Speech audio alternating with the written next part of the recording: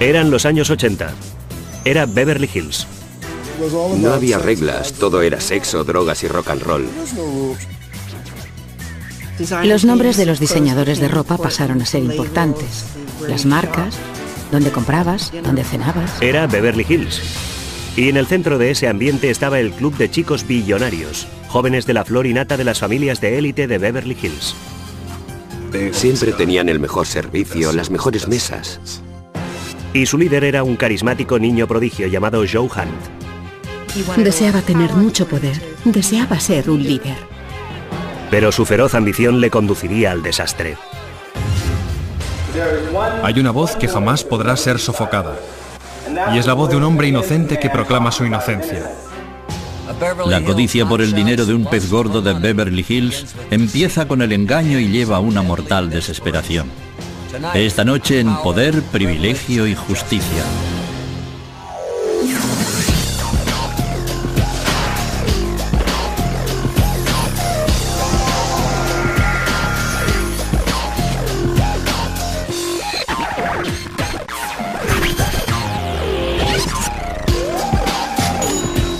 Crímenes imperfectos, ricos y famosos. El club de los chicos billonarios.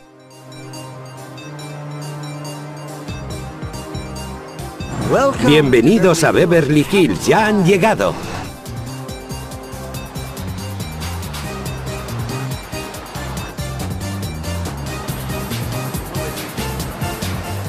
Durante casi 75 años, Beverly Hills ha sido un refugio para los ricos y famosos. Es increíble ver cómo se gasta el dinero la gente aquí, en Beverly Hills. Zapatos, bolsos, cremas faciales. Es increíble. En una década de consumo conspicuo, Beverly Hills era la capital mundial de las compras. Todo se basaba en exhibir tu riqueza, en cuanto tenías, y hasta cierto punto era decadente. Era casi demasiado, algo excesivo. Así eran los 80. Era una atmósfera de alto octonaje, de codicia y miedo, que en 1984 se vio estimulada por la ambición de un hombre y la desaparición de otro. El 8 de junio se denunció la desaparición de Ron Levin, un turbio hombre de negocios de Beverly Hills con un largo historial de fraudes. Al principio la policía no se tomó muy en serio la denuncia. Recuerdo a Ron Levin de mis días en Beverly Hills. Conducía un Rolls Royce verde. Lo llevaron a mi casa un par de veces y me pareció un hombre inquietante. La resolución del misterio de la desaparición de Levin dejaría al descubierto elaboradas estafas, secuestros y quizá asesinatos. Levin había sido visto por última vez 2 noches antes con un joven hombre de negocios llamado Joe Hunt. Hunt era una figura glamurosa pero misteriosa en Beverly Hills. Hay quien dice que era un genio de las inversiones, otros dicen que era un siniestro timador. ¿Quién era Joe Hunt? Joe Hunt inició su vida siendo Joseph Kamsky, en un mundo muy distinto a Beverly Hills. Creció en Van Nuys, en una casita muy humilde. Era una casita pequeñita, llena de gente y rodeada de otras casitas pequeñas, y a duras penas lograban sobrevivir. El padre de Joe era un hombre emocionalmente distante que trabajaba en una clínica llamada Instituto Americano de la Hipnosis. Su hijo Joe se convirtió en un conejillo de indias de sus teorías sobre la autohipnosis. Iba a enseñar a Joe la capacidad de hipnotizarse y programarse para cualquier objetivo que tuviera, y le inculcó la idea de que había que eliminar cualquier distracción o cualquier cosa que se interpusiera en el camino hacia lo que deseabas. Al cumplir los 12 años era ya muy evidente que Joe era distinto. Era excepcionalmente inteligente, con una mente despejada y bien organizada, centrada en la consecución de sus objetivos. Ganó con facilidad una beca para la prestigiosa escuela de secundaria Harvard en Beverly Hills. Algunas de las mejores familias enviaban a sus hijos a esa escuela. Todo el mundo venía con chofer desde la zona oeste y desde Beverly Hills. Ibas a visitar sus casas y eran mansiones. Joe deseaba desesperadamente ser aceptado por sus ricos compañeros de clase, pero era desgarbado y estaba sin pulir. Joe sabía qué hacía falta para conquistar ese mundo: dinero y poder. Y él quería las dos cosas. Era evidente que a Joe le atraía el dinero. Creo que es difícil crecer en esta ciudad, en la clase de círculos en los que creció sin preocuparse por el dinero. Y no creo que el dinero hubiera bastado en el caso de Joe. Él quería tener mucho poder. Quería ser un líder. Después de graduarse, Joe fue a la USC a estudiar contabilidad. A los 19 años se presentó al examen para CPA y lo aprobó. Más tarde reivindicaría ser la persona más joven en la historia de California que lo lograba. Como muchas de las reivindicaciones de Joe, no era del todo cierta. Dudo que fuera la persona más joven en aprobarlo. Reivindicaba muchas cosas. Eso formaba parte de la personalidad de Joe Hunt. Siempre había algo de verdad en lo que decía, pero lo exageraba un poco más para darse importancia. En su prisa por hacerse rico, Joe abandonó la USC en su segundo año. Se presentó en una reunión de selección de personal para una gran empresa de contabilidad del centro y les dijo que estaba a punto de graduarse. Ellos no lo comprobaron porque de inmediato expuso el hecho de que había superado el examen para CPA. Joe obtuvo el empleo, pero enseguida se aburrió de la contabilidad.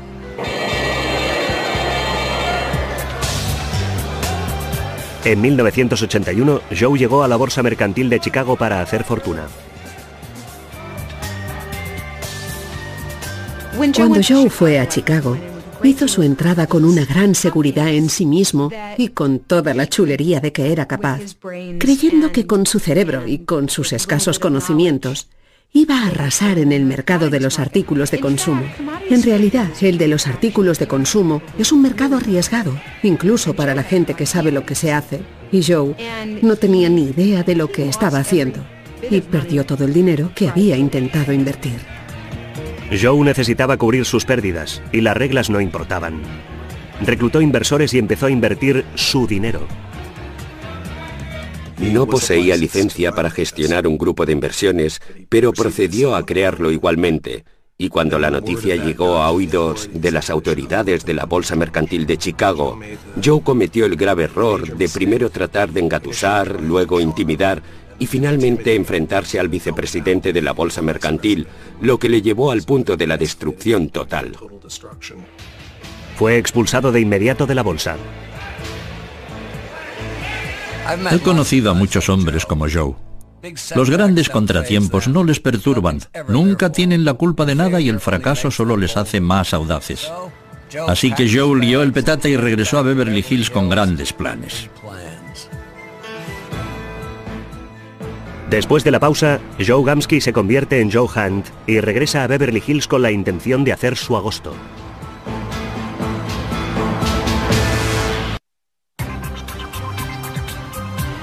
En 1981, Joseph Gamsky regresó a Beverly Hills con un nuevo nombre, más distinguido, Joe Hunt, y un nuevo plan para hacer fortuna.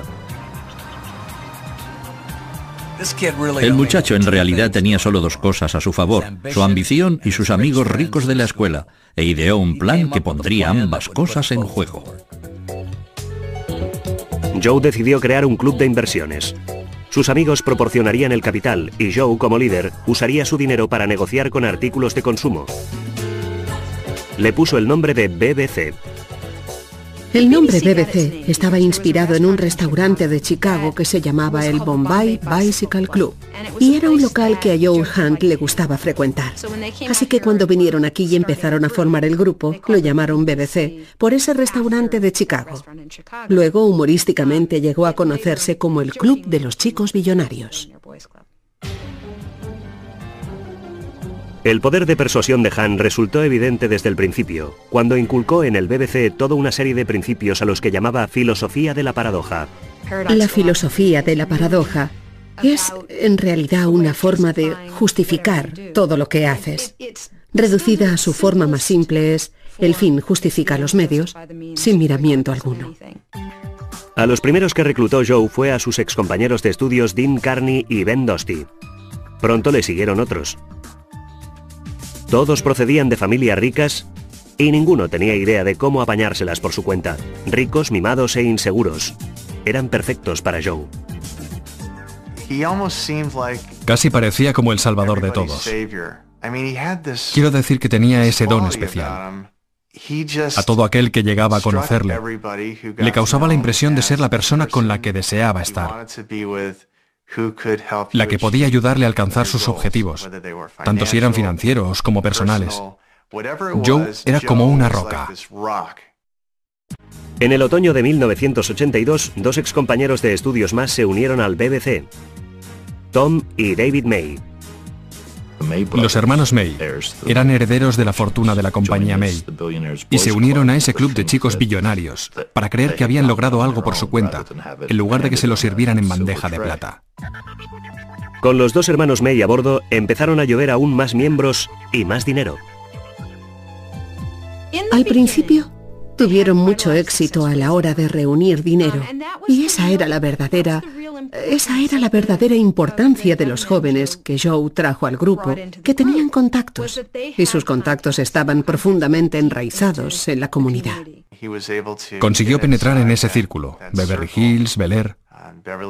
Todo fue en aumento progresivo.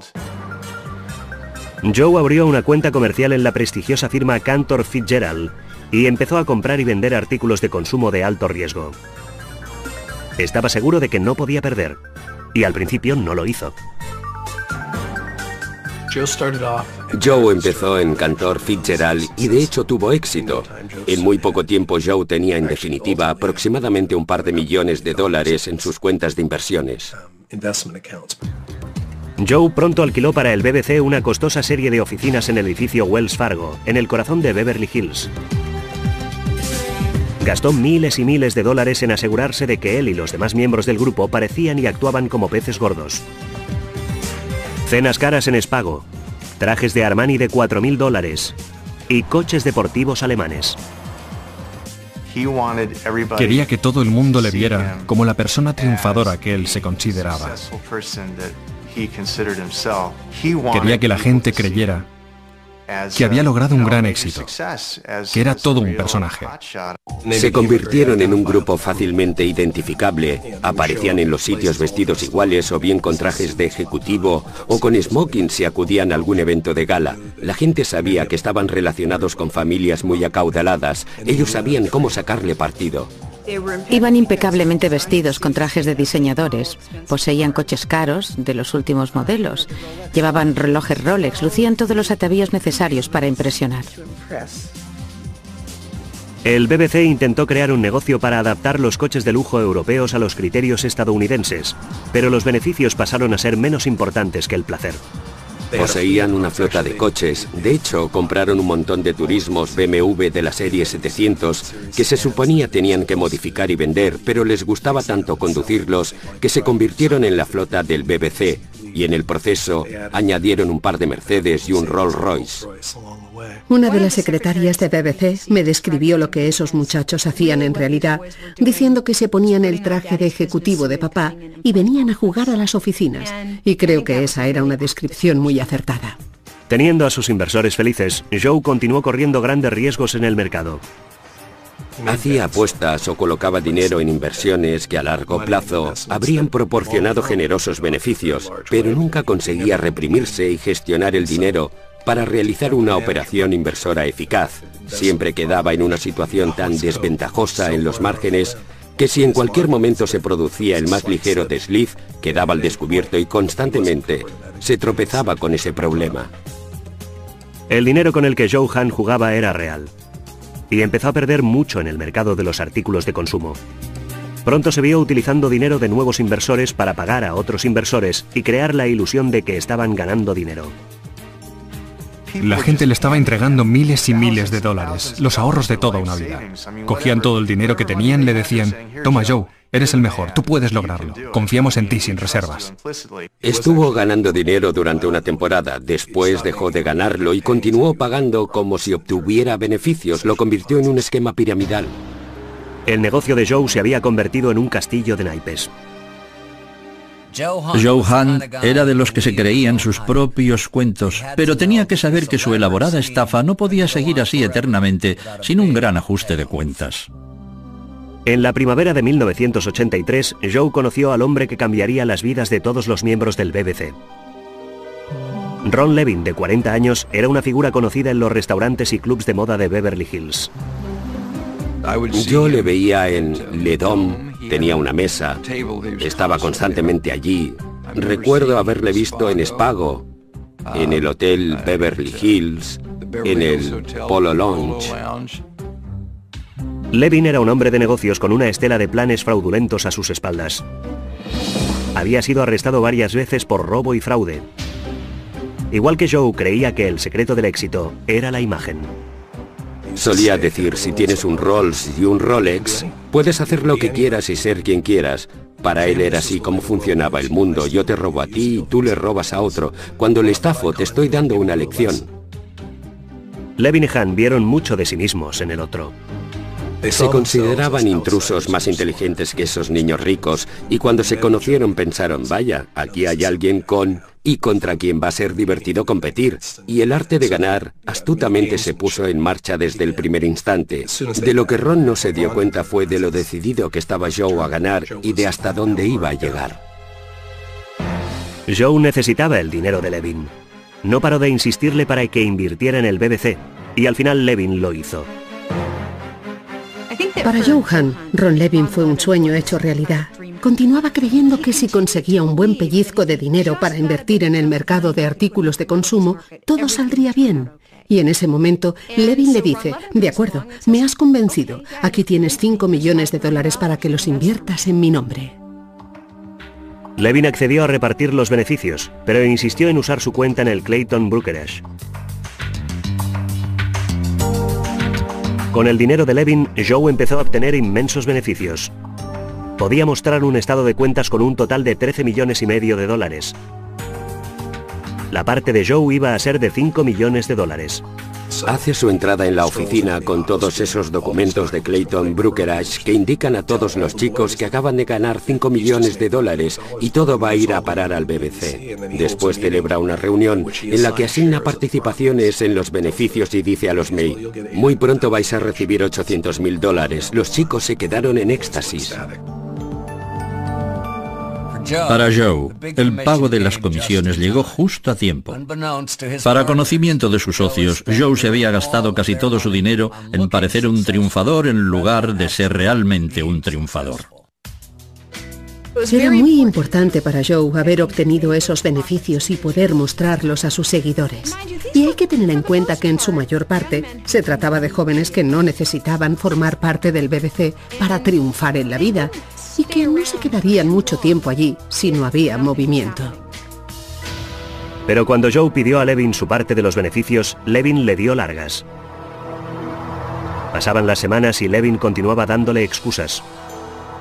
Joe en un principio no sospechó, después no estaba seguro, después no quería creerlo y finalmente llegó al convencimiento de que la cuenta era un fraude. Como Joe sabría después, nunca había habido dinero alguno en esa cuenta. Todo el asunto había sido un timo de Levin, parte de una estafa que el timador de más edad había hecho a un tercero. Joe había sido un peón de Levin. A esa altura, la situación en la que se había metido Joe requería que contara con esos $5 millones para cubrir pérdidas. Los gastos generales de BBC eran enormes. Sabía que a finales del verano de 1984 iba a necesitar una enorme inyección de efectivo, todo se iba a venir abajo. Aunque Dean Carney, su primer reclutado y mejor amigo, permaneció con él, otros inversores, sintiéndose engañados, pedían la devolución de su dinero. No había nada, era solo su palabra. Vale, según lo que tú dijiste, a estas alturas se suponía que tendríamos que estar cobrando y no es así. ¿Qué ocurre? Es que hemos tenido una pequeña pega. No es nada, en realidad. Había perdido mucho dinero en muchos frentes. Estaba desesperado por mantener unido al grupo y además necesitaba de verdad dinero. El 6 de junio, Joe y el miembro de BBC Jim Pittman fueron de visita al apartamento de Ron Levin en Beverly Hills. Al día siguiente, Joe llegó a la oficina con un cheque de $1,5 millones de una cuenta en un banco suizo, firmado por Levin. La única forma de mantener a flote un timo así es seguir metiendo dinero. Parecía que el cheque de Ron Levin iba a salvar el club de los chicos billonarios, pero cuando Joe llevó el cheque al banco, se lo devolvieron. Joe Hunt y el timador Ron Levin habían mantenido un duelo de ingenios durante casi un año. Joe había recibido de Ron un cheque de $1,5 millones que le fue devuelto. 2 días después se denunció la desaparición de Ron Levin. Al principio la policía no se preocupó. La mayor parte de los policías les dirán en privado que detestan hacer informes de personas desaparecidas, y en el caso de un tipo sospechoso como Ron Levin, digamos que la policía no se dio prisa en encontrarle. Cuando se tomó nota de la denuncia y vimos que se trataba de Ron Levin, mi compañero y yo la miramos y dijimos, Ron ya ha vuelto a las andadas. A finales del verano, Joe se estaba quedando sin dinero y sus seguidores estaban perdiendo la fe. Aunque su mejor amigo, Dean Carney, seguía siendo leal, David May, que había perdido mucho con Joe, estaba cada vez más desilusionado. En realidad, Joe solo podía contar con Dean Carney y con un nuevo miembro, Reza Eslaminia. El padre de Reza había huido de Irán con varios millones de dólares, dinero con el que Joe y Reza planeaban quedarse. Pero sus planes estaban condenados desde el principio. Como muchos iraníes pudientes que se marcharon porque eran aliados del Shah, a su llegada a los Estados Unidos, Hedayat Eslaminia no tenía tanto dinero como cuando estaba en Irán. Sus bienes en Irán quedaron congelados y ni Reza ni ningún otro miembro de su familia tenía acceso a ellos. Pocos meses después de que Reza y Joe se conocieran, el padre de Reza desapareció. La mayoría de la gente supuso que había sido obra de sus enemigos políticos. Nadie sospechó de Joe Hunt.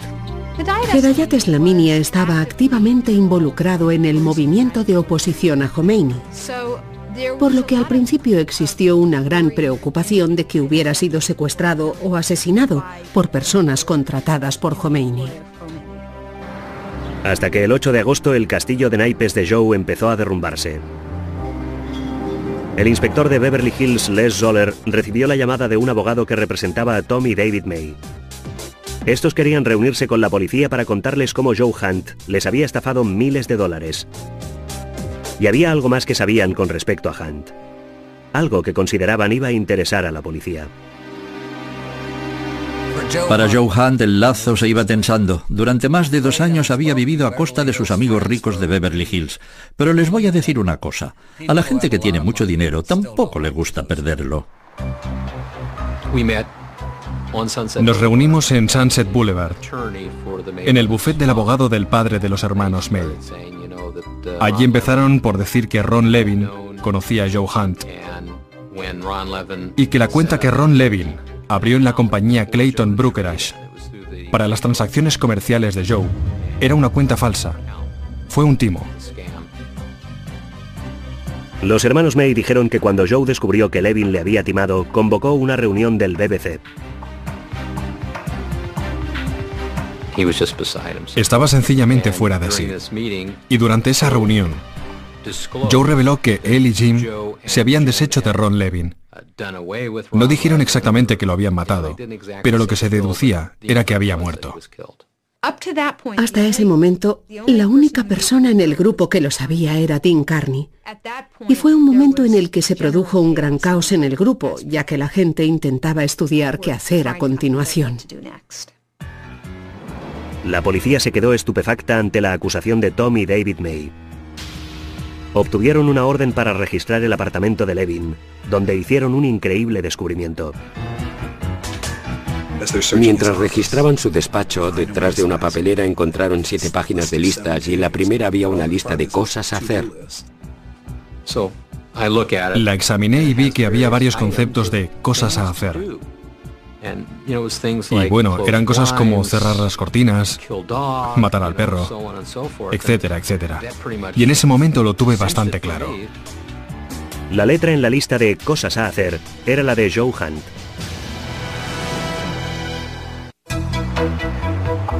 En septiembre de 1984, la policía se disponía a imputar a Joe Hunt por el asesinato de Ron Levin. En el interior del apartamento de Ron Levin habían encontrado algo sorprendente: una lista de cosas a hacer escrita con la letra de Joe, detallando todos los pasos del crimen.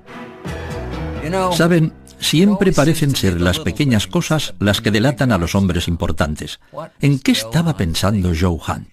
Ya es bastante malo elaborar una lista así, pero dejártela en el escenario del crimen... La lista fue una prueba incriminatoria suficiente para realizar el arresto. El 22 de octubre, cuando Joe salía del garaje de su lujoso edificio de apartamentos, la policía le detuvo por el asesinato de Ron Levin.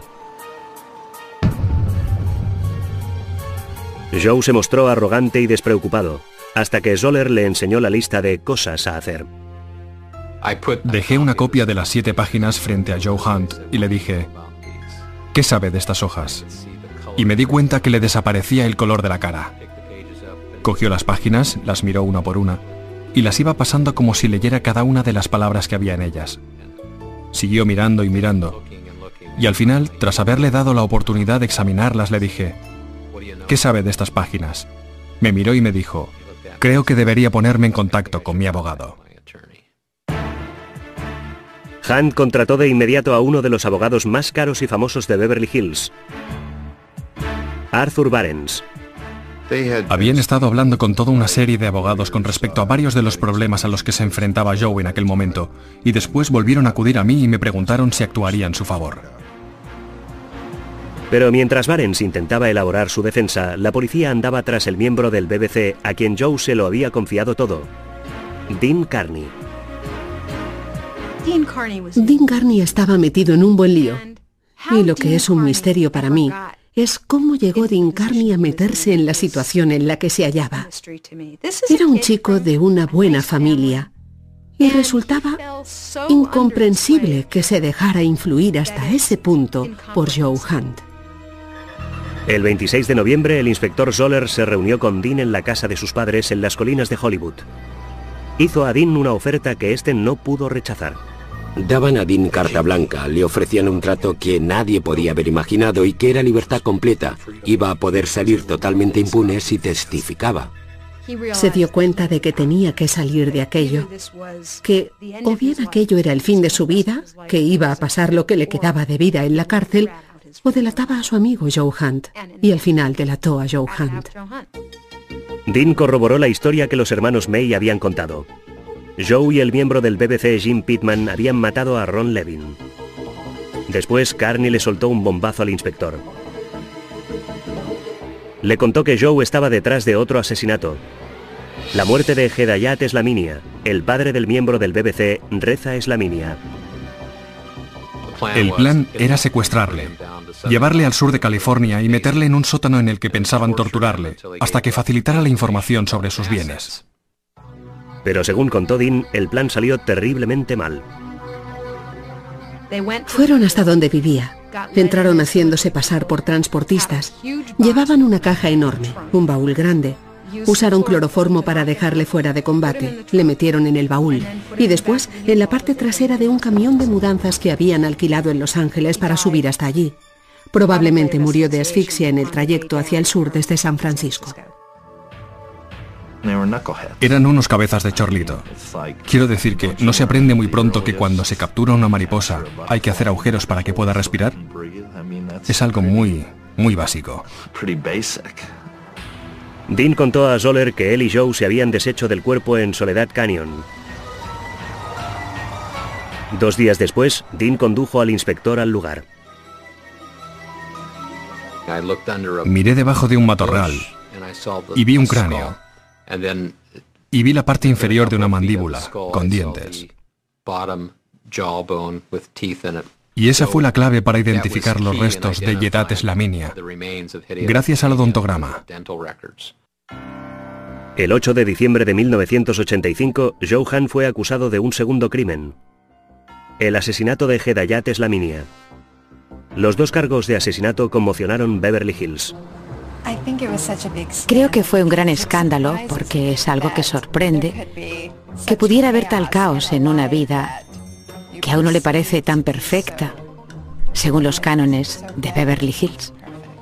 Cada vez que alguien era detenido o algo más era descubierto, prestabas más atención al tema. A pesar de su ostentación y su dinero, Beverly Hills siempre ha preferido guardar para sí sus escándalos. Pero el club de los chicos billonarios era diferente. Cuando comenzó el juicio, el bombo de los medios alcanzó nuevas cotas.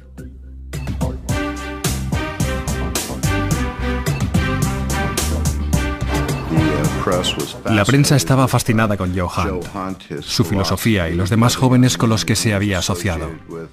Es evidente que la historia poseía muchos aspectos fascinantes. En el juicio, los fiscales empezaron por los móviles de Joe. Dijeron al jurado que Ron Levin había timado a Joe y Joe estaba furioso. Quería vengarse y quería dinero de Levin. Él y el guardaespaldas del BBC, Jim Pittman, habían ido al apartamento de Levin la noche del 6 de junio, decididos a obtener ambas cosas.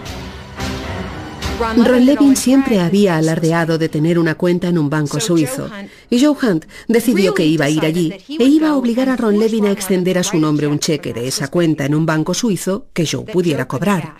Y después, una vez obtuviera el cheque, iba a matar a Ron Levin porque necesitaba ese dinero y porque no le interesaba que estuviera vivo para anular el cheque.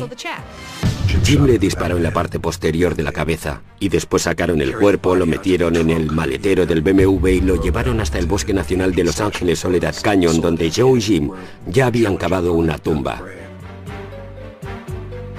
Pero a pesar de las intensas búsquedas, la policía no logró localizar el cuerpo de Levin. Cualquier referencia a la supuesta declaración del acusado. Los abogados de Joe dijeron que Levin no estaba muerto, que tras estafar al BBC, el maestro del timo sencillamente se había escabullido de la ciudad para eludir las posibles consecuencias. Tuvimos que demostrar que Ron Levin no solo había desaparecido, sino que había sido asesinado.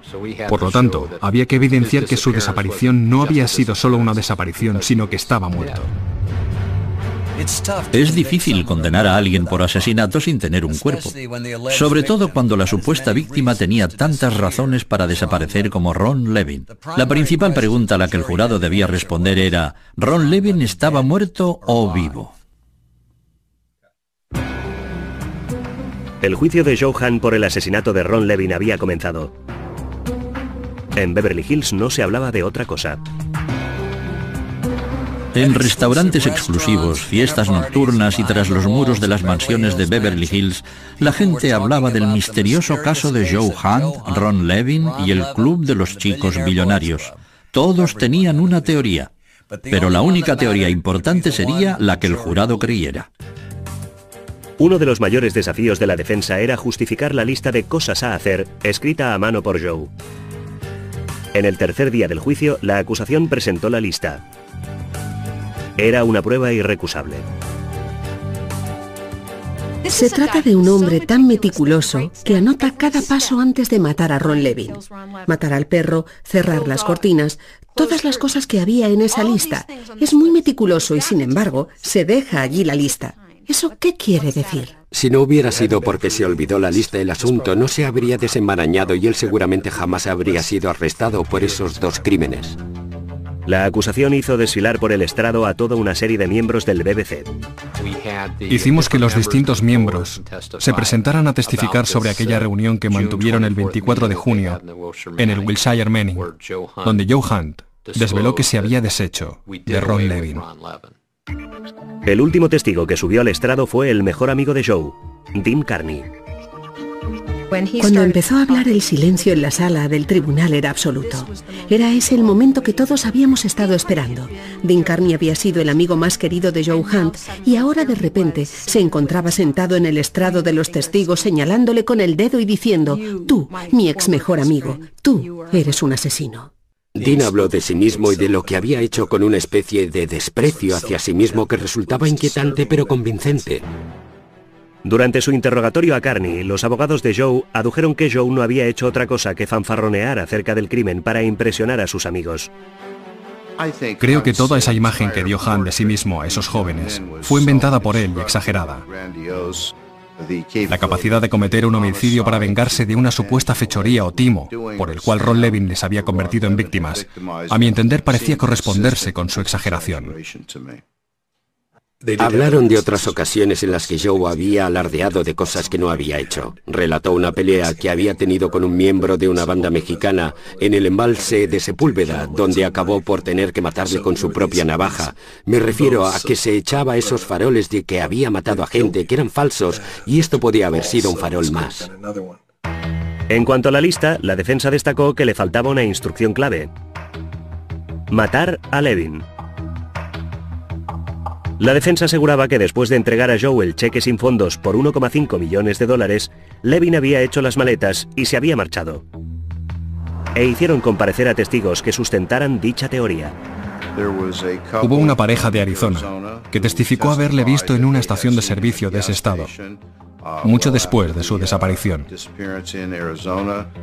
Creo que quizás suscitase ciertas dudas. Pero para empezar, esas personas aseguraron haber visto a Ron Levin por el rabillo del ojo al pasar de largo, y eso no se sostiene. La acusación descartó esas declaraciones por absurdas. También lo hizo el padre de Levin. Si mi hijo estuviera vivo, se habría puesto en contacto conmigo y con su madre, no me cabe ninguna duda. Barnes argumentó que había un amplio margen para la duda. Joe no era un asesino, era la víctima de un timo de Levin. Le presenté exactamente como yo le veía, como un muchacho brillante. Evidentemente era un muchacho que había cometido errores, que hasta cierto punto era víctima de su ambición, pero eso ciertamente no equivalía a ser un asesino. El juicio concluyó el 22 de abril, pero el jurado no llegó a oír ni una palabra del protagonista, Joe Hunt. Hubo un momento en el juicio en el que Joe tuvo la oportunidad de ocupar el estrado y defenderse. Y creo que él deseaba hacerlo. Para muchas personas, la decisión de no subir al estrado hizo a Joe Hunt parecer culpable, pero la mayoría de abogados defensores les dirán que permitir que la acusación interrogue a su cliente es mucho peor. Y así, Joe Hunt continuó siendo un enigma, incluso cuando el jurado salió de la sala para determinar su suerte. A nuestro regreso, el veredicto en el juicio por el asesinato de Ron Levin. El 22 de abril de 1987, un jurado de California anunció que había alcanzado un veredicto en el juicio de Joe Hunt por el asesinato de Ron Levin. Si era condenado, Joe podía enfrentarse a la pena de muerte. No hay nada comparable a la intensa expectación que suscita el anuncio de un jurado de que ha alcanzado un veredicto. Y esta no fue una excepción. Nosotros, el jurado, en la acción judicial de referencia, declaramos al acusado Joe Hunt culpable de asesinato y violación de la sección del Código Penal 187. La larga trayectoria de Joe Hunt engañando al mundo por fin había acabado. Le quedaba una sola esperanza: que el jurado le condenara a cadena perpetua, no a la cámara de gas. Para el padre de Ron Levin, la elección estaba clara. ¿Qué pienso de él? ¿Cómo querría verle? Querría verle morir. Es así como querría verle.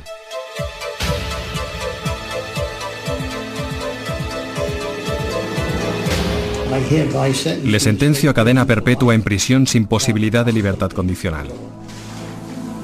La primera mayoría votó a favor de la muerte. El grupo que quería votar a favor de la cadena perpetua empleó el argumento de que todos los demás chicos eran prácticamente tan culpables como él, y en cambio se había liberado.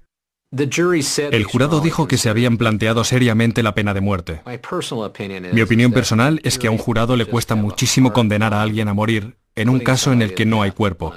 Al fin y al cabo, se presentó gente diciendo haber visto a Ron Levin. Y aunque eso lo descartamos, creo que en el fondo de su mente no paraban de pensar: ¿y sí? Pero aún no se había acabado para Joe Hunt. Todavía le esperaba otro juicio por asesinato, en el que volvería a enfrentarse a la pena de muerte, esta vez por el asesinato de Hedayat Slaminia. Desde la cárcel, Joe empezó a prepararse para su próximo juicio. Confiando siempre en sus habilidades, Joe decidió actuar como su propio abogado. Esta iba a ser la prueba definitiva para Joe Hunt. Iba a poner de lleno su destino en sus propias manos. Hunt había engañado a sus amigos e inversores, pero ¿podría engañar al jurado? El juicio por el asesinato de Hedayat Eslaminia comenzó el 14 de abril de 1992. Hay una voz que jamás podrá ser sofocada, y es la voz de un hombre inocente que proclama su inocencia. Yo soy un hombre inocente, no soy un asesino. Con Joe todo es posible. El hecho de que empezara a representarse a sí mismo en el juicio en San Mateo, y de que fuera tan eficaz, sin tener ninguna preparación legal convencional. La forma en que condujo ese segundo juicio fue algo realmente asombroso para mí. En este caso, sí había un cuerpo. Joe no podía negar que se había cometido un asesinato. Lo que podía hacer era echarle la culpa a otro, al amigo que le había traicionado, Dean Carney. Creo que una vez tras otra, las animosidades de Joe Hunt se interponían en el camino de su pensamiento racional, y echar la culpa de aquel asesinato a Dean Carney me parecía algo muy poco creíble. Joe ofreció al jurado una extravagante historia. Hedayat Eslaminia, dijo, temía sufrir una amenaza de muerte por parte del ayatolá Khomeini. Eslaminia había pedido al BBC que fingiera su secuestro para mantenerle a salvo. Joe y varios miembros del BBC habían ido en busca de una casa en la zona residencial de Beverly Glen, en Los Ángeles, que resultara un escondite apropiado. La casa estaba más bien en estado de deterioro, y ellos quisieron ver el sótano. No parecían interesados en ver nada del resto de la casa. Y después de un rato volvieron a subir y dijeron, «Nos la quedamos». Joe declaró que una vez hubieron secuestrado a Eslaminia, Dean Carney tenía la misión de custodiarlo. Era una historia absurda según la cual Dean se quedó a solas con Eslaminia y decidió matarle porque supongo que en el baúl tenía que haber montones de dinero y de oro o algo parecido. A Dean le había entrado el pánico y a la vez le había vencido la codicia. En fin, que Dean mató a Eslaminia. A lo largo de todo su testimonio, Joe tuvo a todo el jurado en el borde de sus asientos. Todos los miembros del jurado dijeron que Joe Hunt era uno de los mejores abogados defensores que habían visto. En cambio, no era muy buen testigo en su favor. Contó una historia que a todas luces era absurda. A pesar de la absurda historia, el carisma de Joe era más potente que nunca. El 10 de diciembre de 1992, el jurado anunció que no podía alcanzar un veredicto. Se declaró juicio nulo y el Estado optó por no volver a juzgar el caso. Joe regresó a la cárcel para cumplir cadena perpetua por el asesinato de Ron Levin. La historia del Club de los Chicos Billonarios había terminado. Lo que la gente debatiría durante años era cómo había atraído Joe a tantos jóvenes privilegiados a su telaraña de engaños y asesinatos. Creo que Joe ofrecía algo irresistible. Accedía a esos muchachos en un momento de sus vidas en el que se sentían muy vulnerables.